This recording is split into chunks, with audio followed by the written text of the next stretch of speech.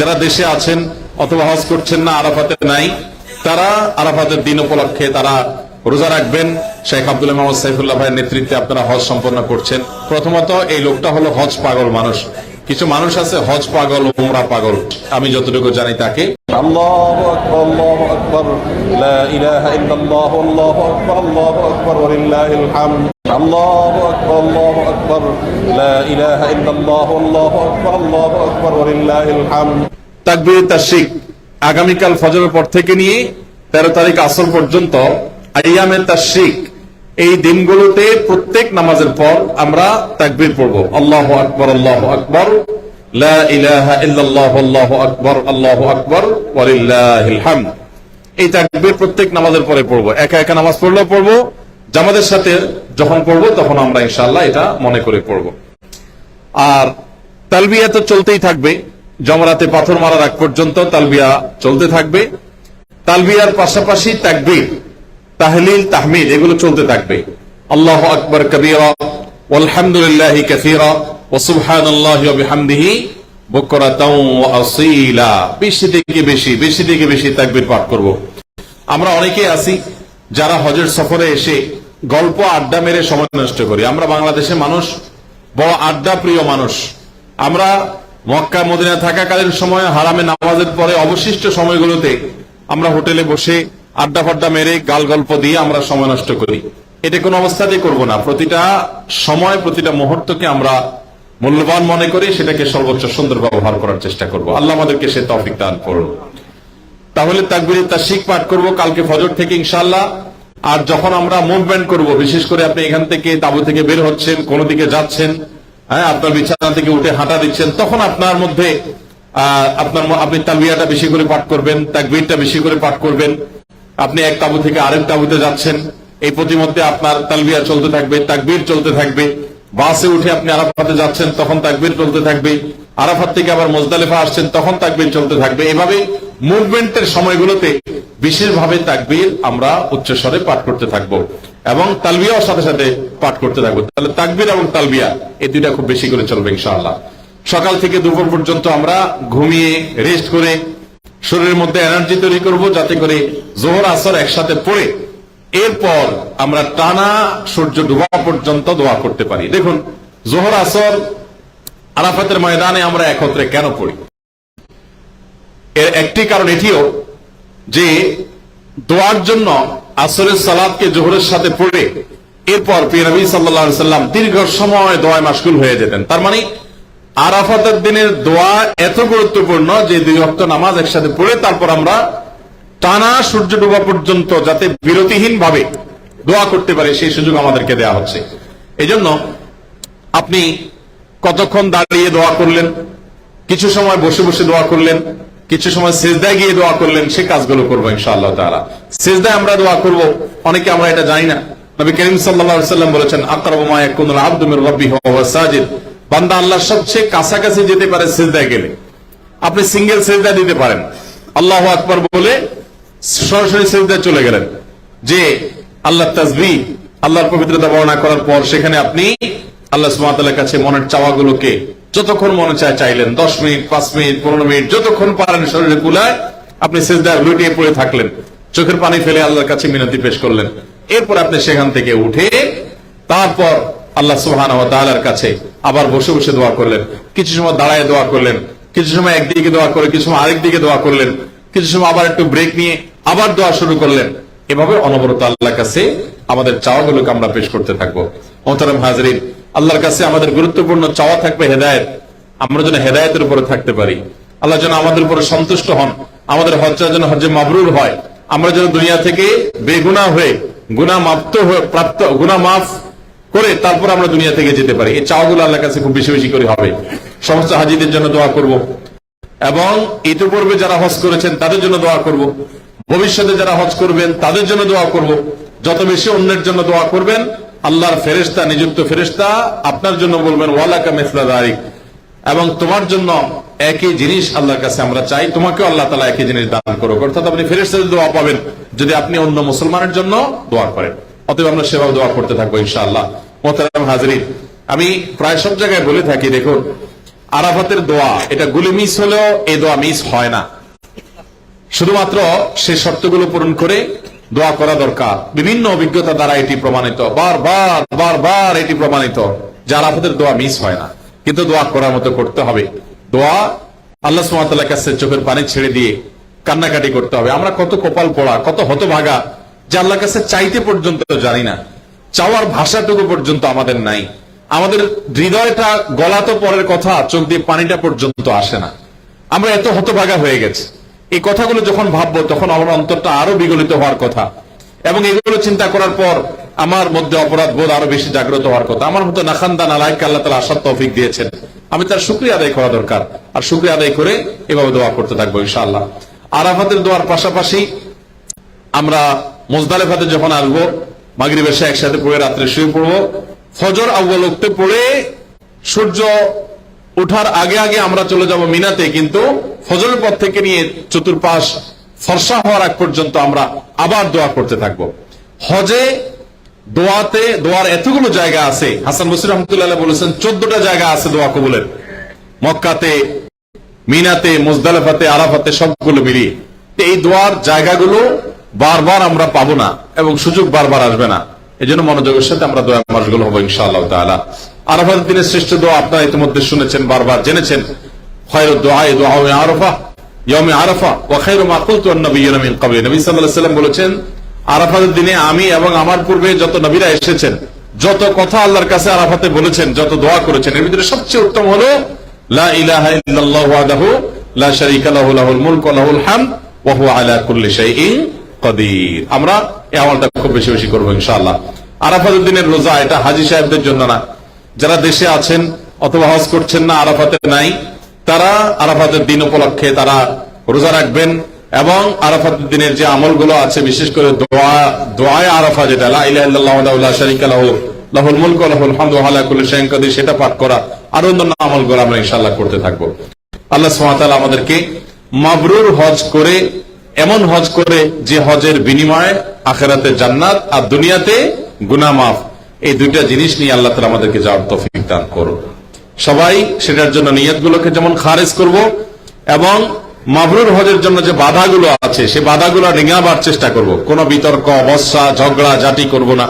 অনেক সময় দেখা যায় টয়লেটে একটু সামান্য এদিক সেদিক হওয়াতে বাদানুবাদে জড়ায় যায়, আমরা তর্কে জড়ায় যাই। এটা কোনো মাবরুর হজকারী মানুষের কাজ হতে পারে না। মাবরুর হজকারী মানুষ স্যাক্রিফাইস করবে, স্যাক্রিফাইস স্যাক্রিফাইস স্যাক্রিফাইস, ত্যাগ ত্যাগ এবং ত্যাগ। এটাকে নিজেকে নিয়ন্ত্রণ করার একটা বড় প্রশিক্ষণ কেন্দ্র বলতে পারেন। কিভাবে নিজেকে কন্ট্রোল করতে হয়, আত্মনিয়ন্ত্রণ করতে হয়, তার প্রশিক্ষণ হজ আমাদেরকে দেয়। আমরা সেটা করবো ইনশাআল্লাহ তাআলা। আল্লাহ সুবহানাহু ওয়া তাআলা আমাদের সবাইকে সেই তৌফিক দান করুন। মোহতারাম হাজিরিন, আমরা সবাইকে দোয়াতে শামিল রাখবো। আমিও আপনাদের জন্য দোয়া করবো ইনশাআল্লাহ বিইذনিল্লাহ। শেখ আব্দুল মোহাম্মদ সাইফুল্লাহ ভাইয়ের নেতৃত্বে আপনারা হজ সম্পন্ন করছেন, এটা আপনাদের জন্য অনেক বড় সৌভাগ্যের বিষয়। প্রথমত, এই লোকটা হলো হজ পাগল মানুষ। কিছু মানুষ আছে হজ পাগল, উমরা পাগল, অর্থাৎ এটার মধ্যে সে পড়ে থাকতে পছন্দ করে, ভালোবাসে এটাকে। তো এই আল্লাহর বান্দাটা সে মানুষ, আমি যতটুকু জানি তাকে ওয়ালা উযাক্কি আলাল্লাহি আহাদা।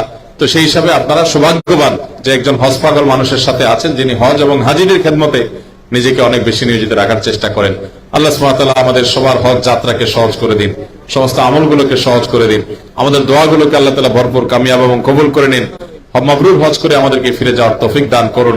আমাদের চোখগুলো যেন অশ্রু সজল হয়, আমাদের অন্তরগুলো যেন বিগলিত হয়, আমাদের তওবাগুলো যেন সুদৃঢ় হয়, আমরা যেন পরিবর্তন করে নিজেদেরকে এখান থেকে যেতে পারি। অনেক হাজী সাহেব আছেন হজ এখানে রেখে চলে যান, না ভাই হজ সাথে নিয়ে যাব। হজ এর মাধ্যমে নিষ্পাপত্য যেটা অর্জিত হচ্ছে সেটাকে ধরে রাখার চেষ্টা করব, এবং আমরা আমাদের দেশে যাওয়ার পর আমরা চেষ্টা করব মুত্তাকি হয়ে বেঁচে থাকার, নামমাত্র হাজী না হয়ে আমরা যেন মুত্তাকি হয়ে বেঁচে থাকতে পারি। সেজন্য আল্লাহর কাছে দোয়া করব, চেয়ে নিব যে আল্লাহ, এখানে আমার মনের যে আবহ, মনের যে পরিবেশ তৈরি হয়েছে, আমার দেশে ফেরার পরও যেন সেটা বলবৎ থাকে, বরং উত্তর যেন আরো বৃদ্ধি পায়। এবং সেটার জন্য আমার কর্তব্য হবে ভালো সার্কেল মেনটেন করা, নেককার, মুত্তাকি, পরহেজগার, আল্লাহ ভীরু, লোভ লালসা নাই, দুনিয়ার মোহ নাই, তারপর সচ্চরিত্রবান, আমলি, নামাজি, দান দক্ষিণাকারী, এরকম মানুষ যারা আছে তাদের সোহবত, তাদের সান্নিধ্য আমরা বেশি বেশি করে উঠাবো। দেশে গিয়ে আপনি যত নেককারদের সোহবতে, তাদের সান্নিধ্যে, তাদের সংস্রবে, তাদের বলয়ে আপনি থাকবেন, সার্কেলে থাকবেন, তত বেশি আপনি হজকে ধরে রাখতে পারবেন, অর্থাৎ হজের নূরটাকে আপনি ধরে রাখতে পারবেন এবং ইবাদত বন্দেগীর ধারা অব্যাহত থাকবে ইনশাআল্লাহ তাআলা। আল্লাহ সুবহানাহু ওয়া তাআলা আমাদের সবাইকে সেই তৌফিক দান করুন। যত বদভ্যাস আছে সম্ভব হলে একটা চিরকুট লিখে ফেলান, একটা কাগজে কলম নিয়ে লিখে ফেলেন যে আপনার মধ্যে কি কি বদভ্যাস আছে। বদভ্যাস নম্বর 1, 2, 3, বদমেজাজি আছে, গালমন্দ করার বদস্বভাব আছে, লোভ লালসা হয়, কৃপণতার বদস্বভাব আছে, পরিবারের সাথে দুর্ব্যবহার করার অভ্যাস আছে, অধীনস্থদের সাথে খারাপ ব্যবহার করার অভ্যাস আছে, নামাজে গাফিলতি আছে, ফজরের জামাতে গাফিলতি আছে, আমার অন্য আরেকটা ত্রুটি আছে। এগুলো সব লিখে ফেলার, একটা একটা করে তালিকা ধরে ধরে আল্লাহর কাছে তওবা করেন, আল্লাহর কাছে সাহায্য চান। মনে রাখবেন, আল্লাহ ছাড়া আমাদেরকে কেউই আমাদের গুনাহগুলো থেকে পরিপূর্ণভাবে মুক্ত করতে পারবে না। এজন্য আল্লাহর কাছে সারেন্ডার করার দিন, পরিপূর্ণভাবে সারেন্ডার করার দিন। আল্লাহ তাআলা আমাদের সবাইকে সেভাবে সারেন্ডার করার, আত্মসমর্পণ করার তৌফিক দান করুন। আমাদের মুর্দাদেরকে আমরা ভুলবো না, জীবনীদেরকে আমরা ভুলবো না, অসুস্থদেরকে ভুলবো না ইনশাআল্লাহ বিইذنিল্লাহ। আমাদের মা বোনরা যারা আছেন তারাও নিজের পরিবার পরিজনের জন্য, নিজেদের জন্য আমরা দোয়া করবো আল্লাহর কাছে। আমরা আমাদের একটা উমরার বই লিখেছি, আমরা বইয়ের শেষাংশে আমরা কয়েক পৃষ্ঠা দোয়া দিয়েছি। এখানে দোয়া লেখার উদ্দেশ্য যাতে করে হজ উমরার দোয়া কবুলের জায়গাগুলোতে এই দোয়াগুলো দেখে দেখে পড়া যায়। হাদিস বর্ণিত মাসনুন এবং জামে অর্থাৎ ব্যাপক অর্থবোধক দোয়া আছে, সেগুলো দেখে দেখে আমরা পড়বো ইনশাআল্লাহ। আমাদের মা বোনরা যারা এসছেন আপনারাও একইভাবে একই আমলগুলোতে মনোনিবেশ করবেন এবং আপনারাও আল্লাহর দিকে রুজু হয়ে চোখের পানি ফেলে কান্নাকাটি করবেন। আরাফাতের ময়দানে তামাশা দেখতে যাবেন না, তামাশা দেখে সময় নষ্ট করেন আমরা অনেকে। সেখানে দেখা যায় ঘোরাফেরা করে, তামাশা করে, এদিক সেদিক করে সময় নষ্ট করেন, সেটা যেন না হয়। পরিপূর্ণ সময়টা আমরা কাজে লাগাবার চেষ্টা করব। আমাদের মা বোনদের জন্য আমরা দোয়া করি আল্লাহ রাব্বুল আলামিন তাদেরকেও হজ্জে মাবরুর করে, মাকবুল হজ করে তারপরে যাওয়ার তৌফিক দিন। আরাফার দিনে বিশেষ আমল সমূহ জানতে চাই। আরাফার দিনে একদিকে হাজী সাহেবদের জন্য আমল, আরেকটা হলো যারা আরাফার ময়দানে নাই তাদের জন্য আমল। যারা হাজী সাহেবরা আরাফার ময়দানে অবস্থান করছেন তাদের জন্য ওই দিনের সবচেয়ে শ্রেষ্ঠ আমল হলো লা ইলাহা ইল্লাল্লাহু ওয়াহদাহু লা শারীকা লাহু লাহুল মুলকু ওয়া লাহুল হামদ ওয়া হুয়া আলা কুল্লি শাইইন কাদির। এটা মহব্বতের সাথে অর্থ বুঝে ধীরে ধীরে বারবার করে পড়তে থাকা, এটা হলো সবচেয়ে বেশি প্রয়োজনীয় কাজ। কেন? কারণ নবী করিম সাল্লাল্লাহু আলাইহি ওয়াসাল্লাম বলেছেন যে খায়রুদ দুআ দুআউ ইয়াউমি আরাফা, আরাফাত দিনের দোয়া হলো শ্রেষ্ঠ দোয়া। ওয়া খায়রু মা কুলতু আনা ওয়ান নাবিয়্যুনা মিন ক্বাবলি, নবীজি বলেছেন আমি আর আমার পূর্বের যত নবী রাসূল এসেছেন সবাই যত দোয়া আল্লাহর কাছে করেছে এর মধ্যে সবচেয়ে উত্তম হলো এটা, লা ইলাহা ইল্লাল্লাহু ওয়াহদাহু লা শারীকা লাহু লাহুল মুলকু ওয়া লাহুল হামদু ওয়া হুয়া আলা কুল্লি শাইইন কাদির। আল্লাহ ছাড়া সত্যিকারের কোনো মাবুদ নাই। লা ইলাহা ইল্লাল্লাহ ওয়াহদাহু লা শারীকা লাহু, তিনি একক এবং তার কোনো শরীক নাই। লাহুল মুলক ওয়া লাহুল হামদ, রাজত্ব এবং প্রশংসার অধিকারী একমাত্র তিনি। ওয়া হুয়া আলা কুল্লি শাইইন কাদির, তিনি সব কিছু করতে সক্ষম। বাহ্যিক দৃষ্টিকোণ থেকে এই বাক্যগুলোর মধ্যে কোনো প্রার্থনা নাই, তাহলে এগুলোকে দোয়া বলা হচ্ছে কেন? সেটা নিয়ে অনেক আলাপ আছে এবং মুহাদ্দিসিনে কেরাম একমত যে এইগুলো দোয়া। এখানে আল্লাহ রাব্বুল আলামিনের কাছে পরোক্ষভাবে নিজের চাওয়াকে পেশ করা হচ্ছে, আল্লাহর শক্তিমত্তার কথা জাহির করে আল্লাহর কাছে নিজের সবকিছুই নিবেদন করা হচ্ছে পরোক্ষভাবে, এটাও দোয়াই। তো এটা হলো আরাফার ময়দানে যারা হাজির অবস্থান করবেন তারা সবচেয়ে বেশি পড়বেন। অনেক উলামায়ে কেরাম অবশ্য বলেন যে এই দোয়া অর্থাৎ লা ইলাহা ইল্লাল্লাহু ওয়াহদাহু লা শারীকা লাহু লাহুল মুলকু ওয়া লাহুল হামদু ওয়া আলা কুল্লি শাইইন কাদির, আরাফার দিনে, আরাফার বাইরে যারা পৃথিবীর বিভিন্ন প্রান্তে গায়রে হাজি যারা আছি তারাও পড়তে পারেন, বরং আরাফার দিনে তাদের এটা পড়া উচিত এবং এ ব্যাপারে অনেকে রেকমেন্ড করেন। তাহলে একটা করে নিয়ে পেলাম লা ইলাহা ইল্লাল্লাহু ওয়াহদাহু লা শারীকা লাহু, এটা পড়া। এবং আরাফাতের দোয়াকে সবচেয়ে শ্রেষ্ঠ দোয়া বলা হয়েছে, এই জন্য হাজী সাহেবরা বিশেষ করে যারা সেখানে অবস্থান করছেন ওই দিন একেবারে সূর্য ডুবা পর্যন্ত, জোহর থেকে নিয়ে সূর্য ডুবা পর্যন্ত পুরো সময়টা দোয়ার ভিতরে ডুবে থাকা, এটা হলো সবচেয়ে বড় কাজ। আর যারা আরাফায় নাই, আরাফার বাইরে আছে, যারা হজে যাচ্ছেন না, তারা আরাফার দিনটাতে তারা রোজা রাখবেন। আরাফার দিনের রোজা নিয়ে আমাদের দেশে প্রতি বছরই গন্ডগোল বা মত পার্থক্য দেখা দেয়, কোন দিন রোজা রাখবো? এটা কি হাজিরা অবস্থান করছে ওই দিন, নাকি আমি যে দেশে আছি সেই দেশে যখন জিলহজের 9 তারিখ হবে? তো এটা নিয়ে উভয় পক্ষেই দলিল আছে, যুক্তি আছে, দুই মতেরই সপক্ষে আলেমদের বক্তব্য আছে। সেক্ষেত্রে তুলনামূলকভাবে আমি যে দেশে আছি সেই দেশে জিলহজের 9 তারিখটা হলে সেটাকে আরাফার দিন হিসাবে, আরাফার দিন যদিও বাহ্যিকভাবে মনে হয় যে আরাফার ময়দানের সাথে সংশ্লিষ্ট, কিন্তু আসলে এই যে দিনগুলা ইয়াউমুত তারবিয়া, ইয়াউমে আরাফা, ইয়াউমুন নাহার, ইয়াউমুত তারবিয়া বলা হয় জিলহজের 8 তারিখকে, ইয়াউমুল আরাফা বলা হয় জিলহজের 9 তারিখকে, ইয়াউমুন নাহার বলা হয় জিলহজের 10 তারিখকে। এখন এই নামগুলো যদিও হাজিদের হজের সাথে রিলেটেড, কিন্তু হজের বাইরে যারা আছে তাদের জন্য আপনার ফিকহের কিতাবগুলোতে বিভিন্ন দ্বীনি কিতাব পুস্তকে ইয়াউমে তারবিয়া, ইয়াউমুন নাহার বলা হয়েছে। এর মানে এইটা না যে হাজিদের সাথে মিল করতে হবে, যে দেশে যেটা হবে সেটাই প্রযোজ্য হয়। তো সেই আলোকে ইয়াউমে আরাফা আপনি যেখানে অবস্থান করছেন সেখানকার 9 তারিখ হিসাব করে রোজা রাখতে পারেন। যদি আপনার কাছে বেশি মনে হয় যৌক্তিক যে না হাজিদের অবস্থানের সাথে মিল করে রাখাটা, যেহেতু নামের মধ্যেই ইয়াউমে আরাফা আছে, অতএব ওইটা আমি রাখবো, তো সেক্ষেত্রে আপনি সেটাও করতে পারেন, কোনো অসুবিধা নেই। কোন কোন রেওয়ায়েতের আলোকে জিলহজের প্রথম 9 দিনের প্রত্যেক দিন রোজা রাখা উচিত, কারণ মামিন আইয়ামিন আল আমালুস সালিহু ফিহিন্না আহাব্বু ইলাল্লাহ মিন হাযিহিল আইয়াম, বুখারীর হাদিস রয়েছে। এই দশকটাতে এমনি নেক আমল করা উচিত, অতএব নফল রোজা আপনি প্রথম সবগুলো দিন রাখতে পারেন, তাহলে আর কোনো ইখতিলাফের ঊর্ধ্বে এমনি উঠে গেলেন। অতএব আরাফার দিনে আরাফাতের বাইরে যারা আছেন তারা রোজা রাখবেন, আর আরাফাতে যারা আছেন তারা কি করবেন, ওই যে লা ইলাহা ইল্লাল্লাহু ওয়াহদাহু লা শারীকা লাহু বেশি বেশি পড়বেন, আর বেশি বেশি আল্লাহর কাছে দোয়া করবেন। দোয়াটা অবশ্য আমরা আরাফাতে যারা নাই তারাও করতে পারি। জিলহজের প্রথম দশক শুধু কোরবানির পশু কেনা বেচার দশক নয়, এই দশক ইবাদতের দশক, এই দশক আমলের দশক। নবী করিম সাল্লাল্লাহু আলাইহি সাল্লাম বলেছেন, মা মিন আইয়ামিন আল আমালুস সালিহু ফিহিন্না আহাব্বু ইলাল্লাহ মিন হাযিহিল আইয়াম। কিলা ইয়া রাসূলুল্লাহ ওয়ালাল জিহাদু ফি সাবিলিল্লাহ? ক্বাল ওয়ালাল জিহাদু ফি সাবিলিল্লাহ। নবীজি সাল্লাল্লাহু আলাইহি সাল্লাম বলেছেন, জিলহজের এই 10 দিন, এই 10 দিন, পহেলা জিলহজ থেকে 10ই জিলহজ পর্যন্ত, এই 10টা দিন নেক আমল করলে আল্লাহর কাছে এর মর্যাদা, মাহাত্ম্য, ফজিলত এত বেশি যে অন্য কোন সময়ের অন্য কোন আমলে আল্লাহ এত খুশি হন না, বা আল্লাহর কাছে এত প্রিয় না, এই দশকের ভালো কাজ আল্লাহর কাছে যত বেশি প্রিয়। এই দশক উপলক্ষে আমরা 10টি কাজ করব।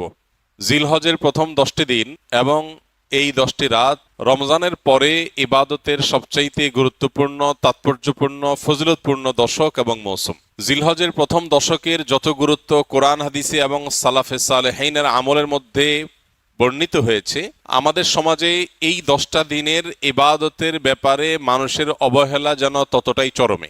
ইসলাম জিলহজের প্রথম 10 দিনের যত গুরুত্ব, যত তাৎপর্য বর্ণনা করেছে, এর ছিটে ফোটাও আমাদের সমাজে সচরাচর চোখে পড়ে না। আমরা কোরবানির পশুর হাট কিংবা গরু ছাগলের আনাগোনা দেখে জিলহজ মাস আসছে সেটা টের পাই, অনুভব করতে পারি। অথচ সাহাবা ইকরাম রিদওয়ানুল্লাহি তাআলা আলাইহিম আজমাইন তারা জিলহজের প্রথম 10টি দিন ইবাদতের ব্যাপারে এত বেশি মাশগুল হতেন, এত বেশি রত থাকতেন যে তাদের বাজারে ঘাটে জিলহজের প্রথম দশকের আলামত বোঝা যেত। সাহাবী আবু হুরায়রা রাদিয়াল্লাহু তাআলা আনহু এবং কোন সাহাবী জিলহজের প্রথম দশক এলে বাজারে যেতেন শুধুই তাকবীর পাঠের উদ্দেশ্যে, কোনো কেনা বেচার উদ্দেশ্যে না। উদ্দেশ্য ছিল বাজারে গিয়ে বাজারে দুনিয়াদারিতে মগ্ন মানুষগুলোকে জিলহজের প্রথম দশকের ইবাদতের ব্যাপারে স্মরণ করানো। এই জন্য বাজারে গিয়ে এই দশকে বলতেন আল্লাহু আকবার, আল্লাহু আকবার, লা ইলাহা ইল্লাল্লাহু, আল্লাহু আকবার, আল্লাহু আকবার ওয়ালিল্লাহিল হামদ। এই যে তাকবীর, তাহমিদ, তাহলিল, আল্লাহর একত্ববাদ, আল্লাহর বড়ত্ব এবং প্রশংসা জ্ঞাপন করা, এটা এই দশকের অন্যতম গুরুত্বপূর্ণ একটা আমল। এই আমল করবার জন্য সাহাবীদের কেউ কেউ বাজারে গিয়ে একটু সরবে বলতেন, যাতে করে তার শুনে শুনে অন্যরাও বলতে পারে।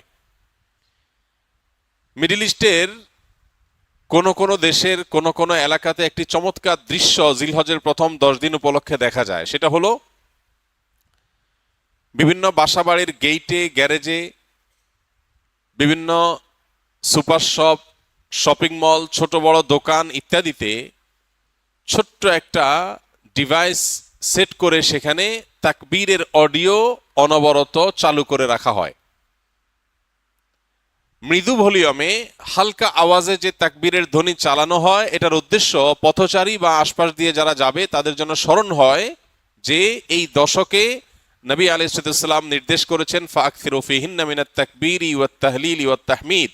এই দিনগুলো যখন আসবে এবং তাকবীরের তাশরিকের, আইয়ামে তাশরিকে যে দিনগুলো আছে সেগুলোতেও আল্লাহর একত্ববাদের বর্ণনা লা ইলাহা ইল্লাল্লাহ বলার মাধ্যমে আল্লাহর বড়ত্বের বর্ণনা আল্লাহু আকবার বলার মাধ্যমে, আল্লাহর প্রশংসার জ্ঞাপন আলহামদুলিল্লাহ বলার মাধ্যমে বেশি বেশি যেন করি আমরা। নবীজি নির্দেশ করেছেন তোমরা এই দিনগুলোতে বেশি বেশি লা ইলাহা ইল্লাল্লাহ, আল্লাহু আকবার, আলহামদুলিল্লাহ এগুলো পাঠ করবে।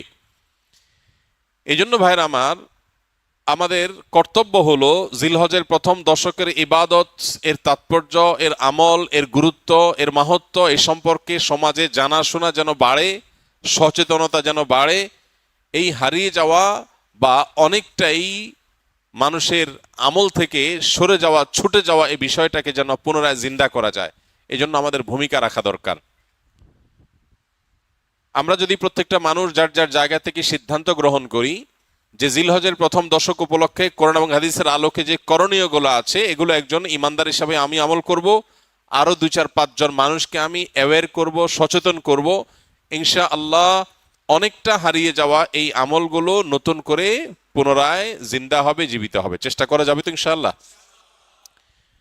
প্রিয় ভাইরা আমার, আমাদের মধ্যে কেউ যদি বাজারে যায়, চায়ের দোকানে যায় এবং যে একটু যদি জোরে আল্লাহু আকবার, লা ইলাহা ইল্লাল্লাহ, আল্লাহু আকবার লিল্লাহিল হামদ, তাকবীর, তাহমিদ, তাহলিল যদি পাঠ করে, কোনো কাজ নাই, কোনো কারণ নাই, চায়ের দোকানের আড্ডার মধ্যে গিয়ে একটু উচ্চস্বরে তাকবীর পাঠ করেছে কেউ, তাহলে সমাজের মানুষ সেটাকে নেগেটিভলি দেখবে, মনে করবে লোকটার মাথায় সমস্যা কিনা, হঠাৎ করে তাকবীর কেন বলল। অর্থাৎ এই পরিমাণ গাফলতিতে আমরা নিমজ্জিত হয়ে গেছি যে আল্লাহর জিকিরটা আমাদের কাছে অস্বাভাবিক আর গাফলতিটা স্বাভাবিক হয়ে গেছে। এই পরিস্থিতি থেকে উম্মতকে বাঁচাবার জন্য আমরা একটু চেষ্টা করতে পারি না ইনশাআল্লাহ? স্কিলের ভাইরা যারা আছেন, বিশেষ করে ছুটি হয়ে যাবে, বাড়িতে যাবেন, ঘরে যখন একটু প্রবেশ করবেন, ঘরের লোকজন বিভিন্ন কাজে আছে, একটু মৃদু ভলিউমে, ডিস্টার্ব করার মতো আওয়াজে না, একটু মৃদু ভলিউমে আপনি যদি তাকবীর বলে ওঠেন, হয়তো আরেকজনের স্মরণ হবে ইনশাআল্লাহ। আমরা এখানেও যে কয়দিন আসি, আমরা বাহির থেকে এসে রুমে প্রবেশ করলাম বা কয়েকজনের মধ্যে প্রবেশ করলাম, তখন যদি একটু সরবে পড়ি এই উদ্দেশ্যে যাতে করে অন্যের স্মরণ হয়, তাহলে হয়তো আমলটা জিন্দা হবে। জিলহজের প্রথম দশক উপলক্ষে আমাদের সবগুলো মনিটরে ইনশাআল্লাহ এই দশকে তাকবীরের ধ্বনি উচ্চারিত হতে থাকবে মৃদু ভলিউমে, যাতে করে অন্যদের স্মরণ হয়। এই সবগুলোর উদ্দেশ্যই হলো জিলহজের প্রথম দশককে আমরা ইবাদত এবং আমলের একটা দশকে পরিণত করব ইনশাআল্লাহ। রমজান মাসে আলহামদুলিল্লাহ কম হোক, বেশি হোক, ভুল হোক, ভালো হোক, মন্দ হোক, মিলিয়ে ঝুলিয়ে আমল করার একটা চেষ্টা আমাদের সমাজে আছে, কিন্তু জিলহজের প্রথম দশক উপলক্ষে নেক আমল বা ইবাদতের তেমন কোনো কাজ দেখা যায় না। কাজ একটাই, কোরবানির গরু, ছাগল কেনা বেচা। এছাড়া এই দশকের আর কিছু চোখে পড়ে? চোখে পড়ে না। আপনারা বিভিন্ন এলাকার মানুষ আছেন, আমি আপনাদেরকে উদাত্ত আহ্বান রাখতে চাই, অনলাইনে আমাদেরকে যারা শুনছেন তাদেরকে উদাত্ত আহ্বান রাখতে চাই। অনেক কোরবানির গরু ছাগলের হাটে মাইক লাগানো হয় নানান ঘোষণা, অ্যানাউন্সমেন্ট ইত্যাদি করার জন্য। আমি লক্ষ্য করেছি খুবই দুর্ভাগ্যজনকভাবে যে কোরবানির পশু কেনা বেচার হাটের অর্থনৈতিক সুফল বিপুল পরিমাণে, আর্থসামাজিক উপকারিতা অনেক বেশি, এটাকে ঘিরে হাজার হাজার লক্ষ লক্ষ মানুষের জীবিকার ব্যবস্থা হয়। এই দেশ পশু পালনে অনেকটা স্বয়ং সম্পন্ন, পশুর গোশত যতটুকু আমাদের প্রয়োজন হয় তার জন্য স্বয়ং সম্পূর্ণতা অর্জন করেছে শুধু কোরবানির খাতিরে। সারা বছর একটা বাছুর লালন পালন করার পর বা 2 বছর লালন পালন করার পর যখন বাজারে বিক্রি করে, কেউ একজন গরিব মানুষের সংসার পালার মতো টাকা হয়ে যায়। বহু মানুষের জীবিকায় কোরবানির এই ইবাদতের মাধ্যমে আল্লাহ তাআলা ব্যবস্থা করেছেন।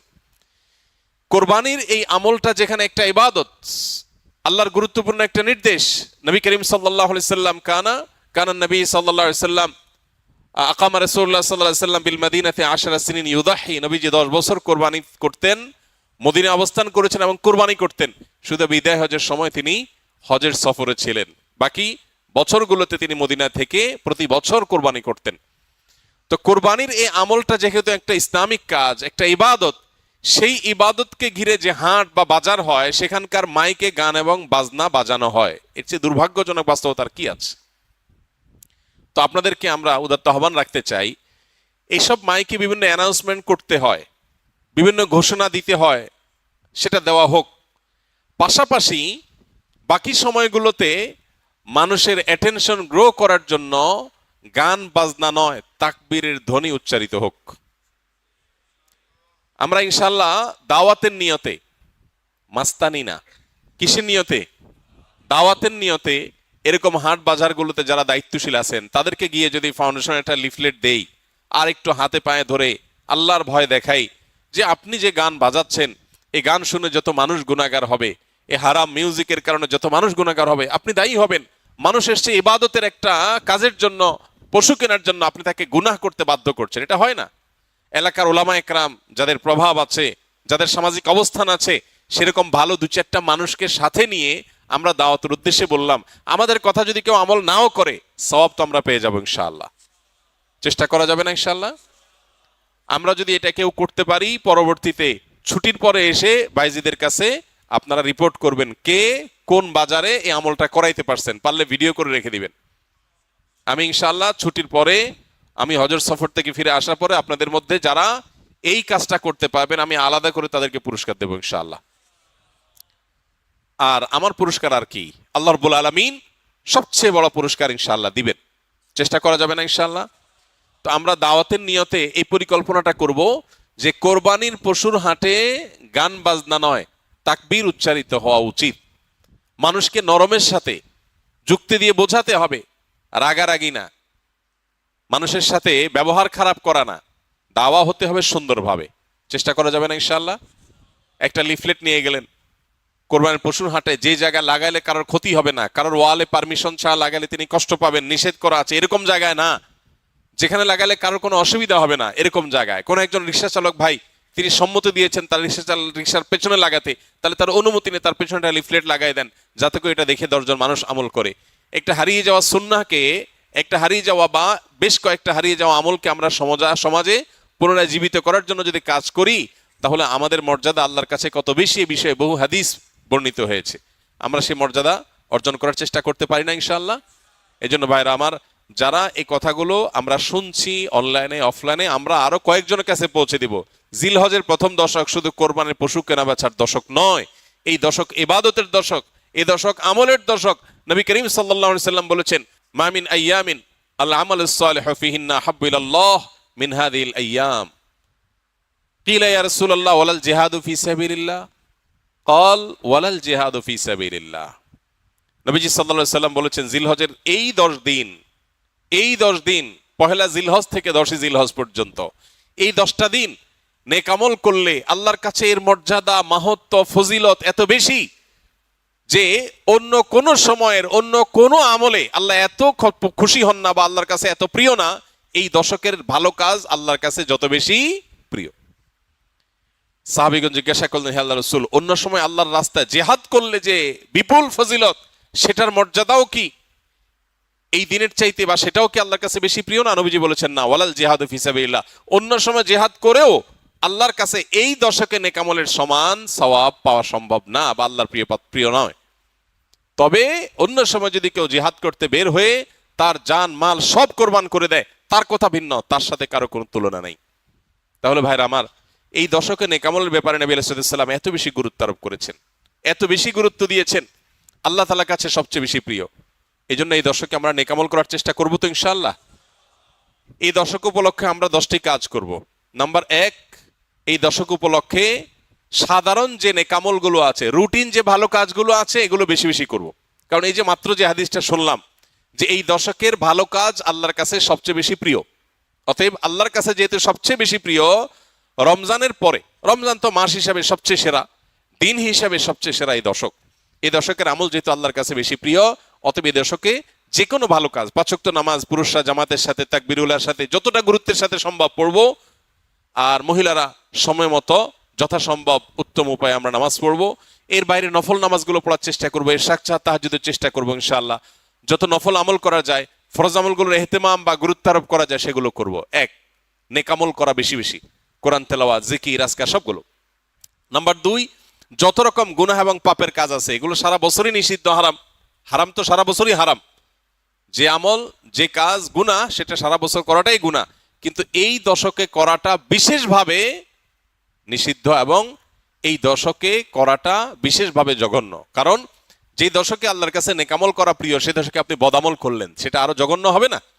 এই জন্য এমনিতেই সম্মানিত 4 মাস সম্পর্কে আল্লাহ রাব্বুল আলামিন বলেছেন ফালা তাজলিমু ফিহিন্না আনফুসাকুম, এই এই মাসগুলোতে তোমরা নিজেদের প্রতি অবিচার করো না। এজন্য জিলহজের প্রথম দশক সম্মানিত 10 মাস, 4 মাসেরও অংশ, আবার মর্যাদাপূর্ণ দশক, আল্লাহর কাছে সবচেয়ে প্রিয় নেক আমলের জন্য। অতএব সেই দশকে আমরা গুনাহ থেকে, পাপের কাজ থেকে বেঁচে থাকার ব্যাপারে বিশেষভাবে যত্নশীল থাকবো ইনশাআল্লাহ।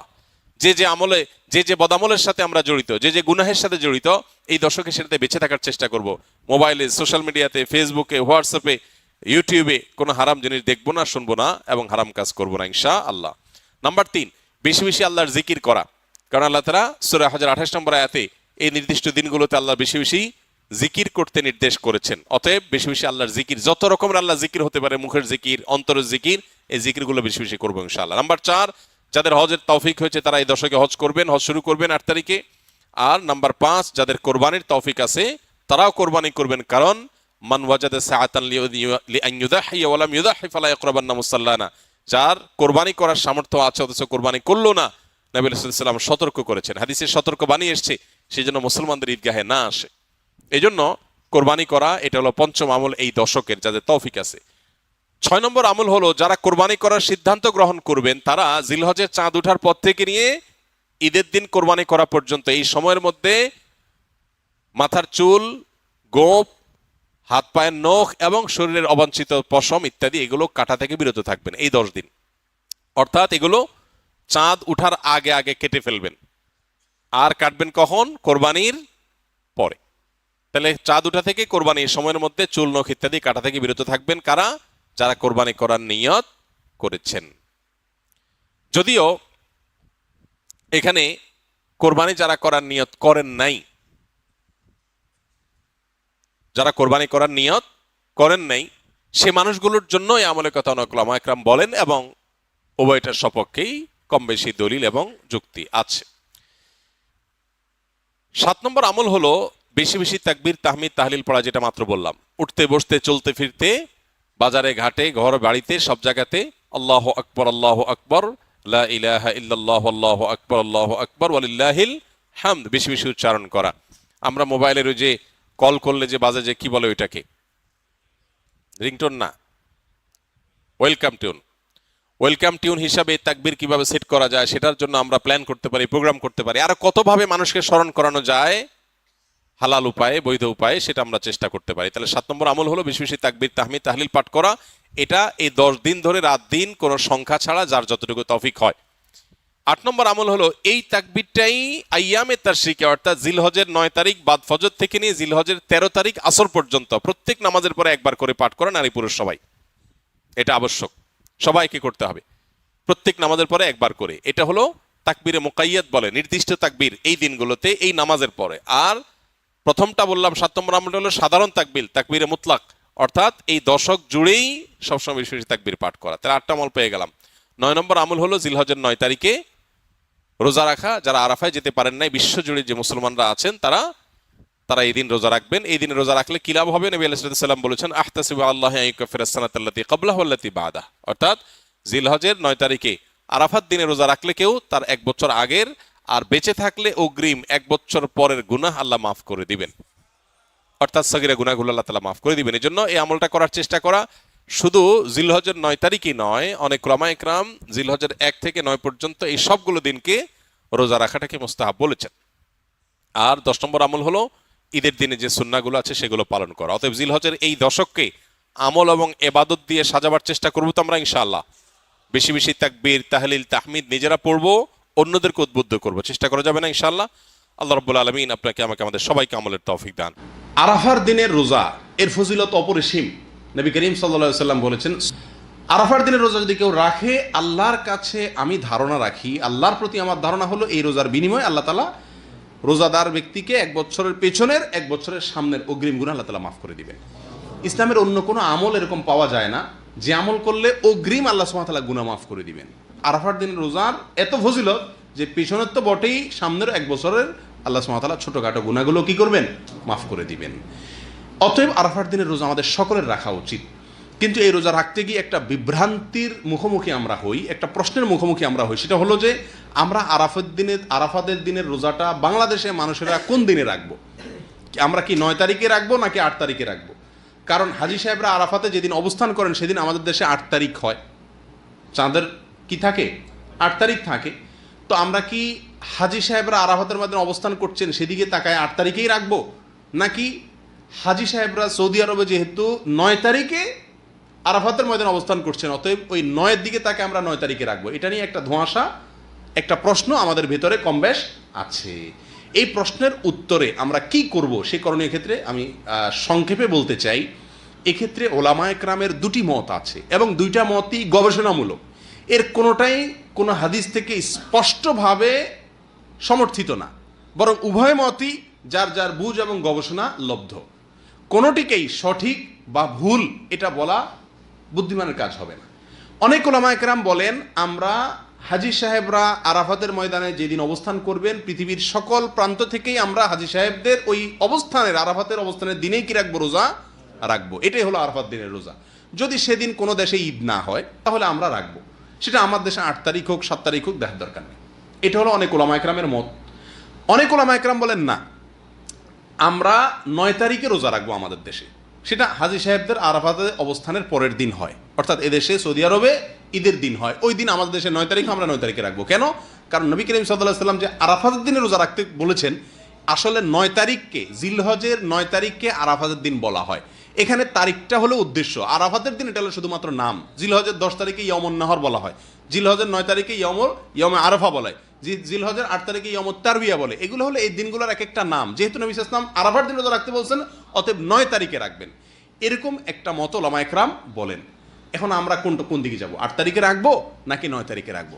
আমি বলি, যেহেতু কোনো মতের পক্ষেই সুস্পষ্ট কোনো হাদিস নাই, অতএব আমাদের জন্য সবচেয়ে যুক্তিসঙ্গত হলো দোনো দিন রাখা, 8 তারিখে এবং 9 তারিখে রাখা। কারণ জিলহজের 1 থেকে 9 তারিখ পর্যন্ত এর প্রত্যেকটা দিনই আমাদের কম বেশ রোজা রাখার চেষ্টা করা উচিত। নবী সাল্লাল্লাহু আলাইহি ওয়াসাল্লাম বলেছেন, মা মিন আইয়ামিন আল্লাহ আমালুস সালিহু ফীহিন্না আহাব ইলাল্লাহ মিন হাযিহিল আইয়াম। জিলহজের 10 দিনের চাইতে অন্য কোনো দিনে আমল আল্লাহ তাআলার কাছে বেশি প্রিয় না।